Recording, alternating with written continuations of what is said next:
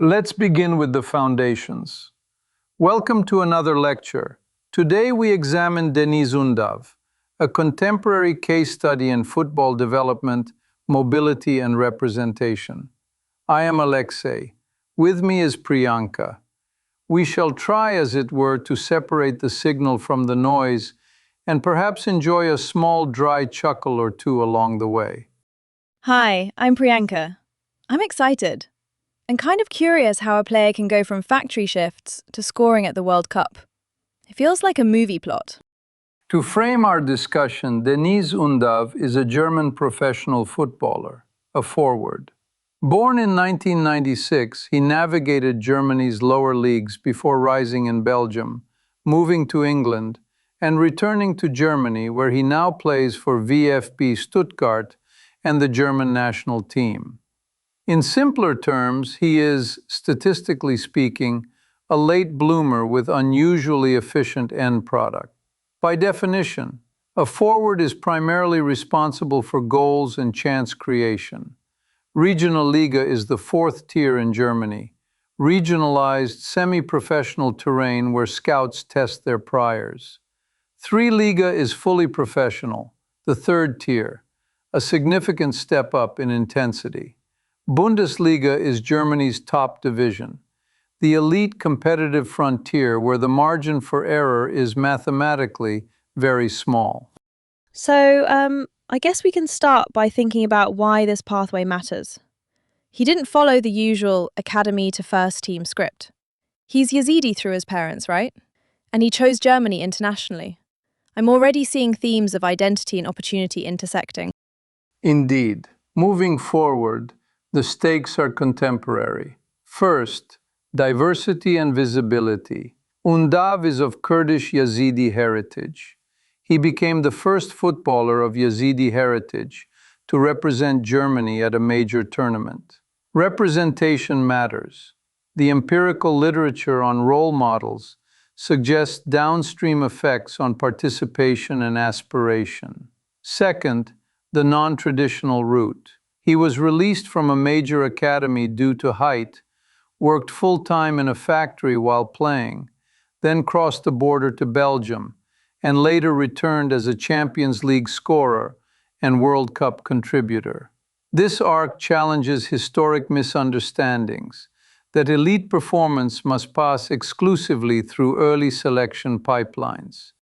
I think the next thing we should talk about is the basics, the surprising bits, like the height issue and the factory work. Because those feel very human, not just data points. Let's start with the history. Discovered locally in 2007 by Werder Bremen youth coach Frank Brackmann, Undav entered a top academy. In 2012, however, Bremen released him owing to concerns about his height.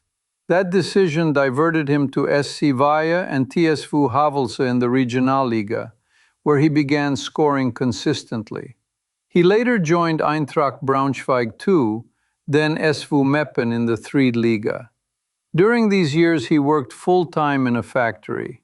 Training and shift work coexisted, which for those of us who have graded exams at 2 a.m. is a familiar, if less glamorous, dual commitment. The subsequent acceleration came with a 2020 move to Union Saint-Gilloise in Belgium. Promotion in 2021, then a standout 2021-22 season as the league's top scorer and Belgian Professional Footballer of the Year. The exact goal tally varies across sources depending on counting conventions, but the status, top scorer and Player of the Year, is uncontested. In January 2022, Brighton and Hove Albion acquired him, loaning him back to Union SG to conclude the campaign. He then contributed in England, including a Premier League brace against Wolverhampton Wanderers in April 2023. In August 2023, he joined VfB Stuttgart on loan and rapidly became integral, earning Bundesliga Player of the Month awards and a hat-trick against RB Leipzig in January 2024. He finished 2023-24 with 18 league goals and 9 assists as Stuttgart placed second and re-entered the Champions League. Permanently signed in August 2024, he promptly scored on his Champions League debut at Real Madrid. Internationally, he debuted for Germany in March 2024 without prior youth caps, scored his first goal in September 2024 against the Netherlands, then added a brace the following month in a Nations League match in Zenica. He later won the DFB Pokal with Stuttgart in 2024-25. In October 2025, he faced anti-Kurdish racist abuse during a match in Istanbul against Fenerbahce. The wider public support he received afterward recentered the conversation on combating discrimination. In 2026, his output peaked further. He reached 100 competitive appearances for Stuttgart by February 2026 with 48 goals, set a personal Bundesliga single-season best of 19 by May 2026, extended his contract to 2029 in June 2026, and at the World Cup he scored and assisted twice as a substitute in the opener, then delivered a brace versus Ivory Coast to secure Germany's first progression to the knockouts since 2014. If I may add a personal note, growing up I learned patience from chess and from Soviet-era sports stories in which the second act was always more instructive than the first. Undav's second act, after release and factory shifts, reminds us that noisy early signals do not fix the final equilibrium. This brings us to our central questions. So yeah, moving on. Could we lay out the three big questions clearly before we dive? I'm taking notes. Of course. Question 1. Why was Undav released by Werder Bremen, and what does that reveal about youth evaluation? Question 2. What if he had chosen to represent Turkey rather than Germany? Question 3. How does his trajectory influence current perceptions and practices in player development? Let's proceed to the first question. Big question 1. The 2012 release was attributed to concerns about height. Historically, elite academies often overweight current physical attributes because they correlate with short-run dominance in youth competition. We observe a recurrent selection bias. Relatively older and earlier maturing players are more likely to be retained. Yet growth curves are nonlinear. A 16-year-old's physical profile is a noisy predictor of a 24-year-old's output. Undav's subsequent scoring at Havelse and Meppen, his Belgian accolades, and his Bundesliga production collectively challenged the premise that early physical metrics should be decisive. In simpler terms, premature certainty produces type 1 and type 2 errors.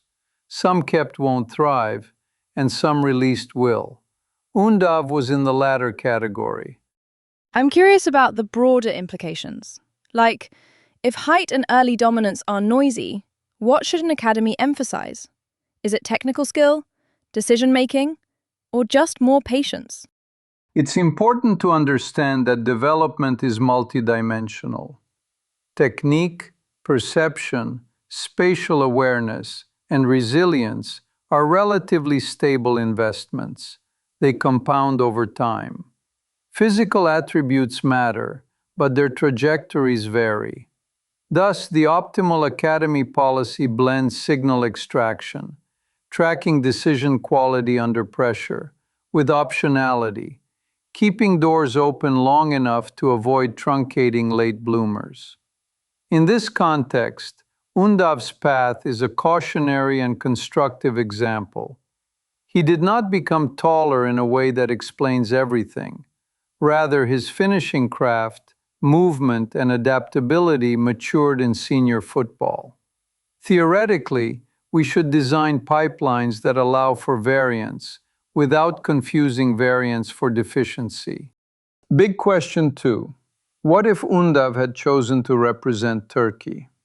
Counterfactual analysis here must be constrained to plausible mechanisms.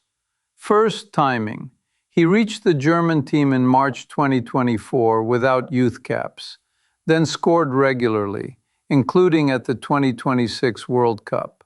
Had he opted for Turkey, the time of his first cap might have been earlier or later, depending on tactical fit, depth charts, and managerial preferences.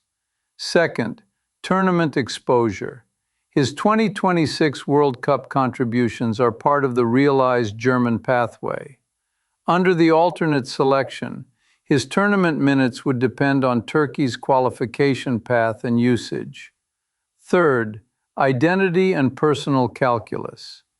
As a German-born player of Kurdish Yazidi heritage with family roots in southeastern Turkey, the choice implicates community, belonging, and professional opportunity simultaneously. Athletes often weight these factors idiosyncratically. Neither choice is purely strategic nor purely sentimental. It makes me wonder how culture and diaspora experiences shape these decisions.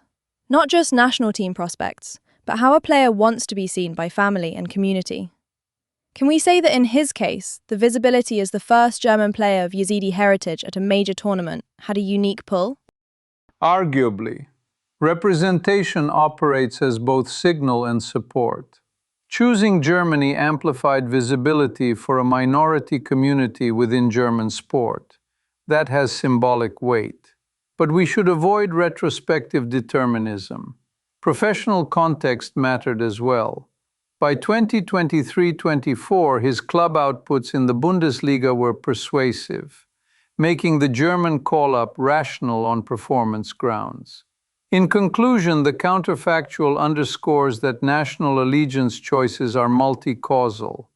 Tactical role, career timing, and cultural identity interact in ways hard to model ex ante, yet legible in hindsight. Big question 3. How does his story influence perceptions of player development now? First, pathway pluralism. Undav's ascent through Regionalliga and 3 Liga to Belgium and back to the Bundesliga demonstrates that cross-border moves can catalyze growth. Belgium in particular served as an acceleration platform. Promotion with Union Saint-Gilloise, a 4-goal match at Oostende, a top scorer finish and Player of the Year recognition. Second, persistence and adaptability. He accumulated multi-goal matches across contexts: Premier League brace, Bundesliga hat-trick, Champions League debut goal at the Bernabeu, World Cup goals and assists, indicating translatability of skill rather than league-specific luck. Third, institutional learning. Clubs are increasingly mining lower tiers and neighboring leagues, blending live scouting with data to identify undervalued forwards with repeatable shot quality patterns and movement profiles. Undav's case strengthens the thesis that senior performance in modest settings can predict output at higher tiers if the underlying actions, timing, finishing craft, pressing intelligence, scale. Building on that, are scouting and academy practices actually changing? Like, are clubs formalizing second chance pathways, or is this still a collection of anecdotes that depends on luck and one coach believing in you? We observe incremental shifts. Clubs are adding mechanisms, targeted loans, partnerships with lower-tier teams, cross-border recruitment from leagues with favorable signal-to-noise properties, and longer on-ramps for late maturers. However, the variance remains non-trivial. Institutional patience is costly when results are immediate. Undav's example, combined with similar cases, is moving practice toward more probabilistic thinking. Keep options open, weigh nonlinear development, value output in senior contexts, and crucially, support the person. When he faced racist abuse in Istanbul in 2025, the subsequent solidarity he acknowledged was not about tactics. It was about safeguarding the human being who must perform under pressure. In simpler terms, development systems work better when they are designed for people, not merely for profiles. Maybe it's just me, but the combination of resilience and late recognition is encouraging. Like a reminder that the timeline can bend and still reach the top level, even the Champions League and World Cup. To summarize, Deniz Undav is a German forward whose route from Regionalliga and 3 Liga through Union Saint-Gilloise and Brighton to Stuttgart and the German national team illustrates a robust alternative pathway to elite success. We considered 3 questions. First, his release for height foregrounds the pitfalls of overvaluing early physical traits. His later achievements rebut narrow academy filters. Second, had he chosen Turkey, the timeline and symbolism would differ. The realized path with Germany delivered major tournament milestones and distinctive representation as a player of Yazidi heritage. Third, his journey nudges development models toward pluralism, patience, and person-centered support, with empirical validation across leagues and tournaments. For further study, we might examine clusters of late-blooming forwards across Europe, tracking how their traits scale and which environments accelerate them most reliably.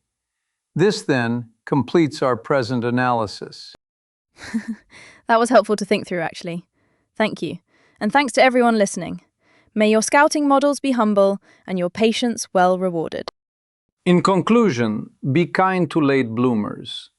They sometimes arrive with a hat trick. Goodbye for now.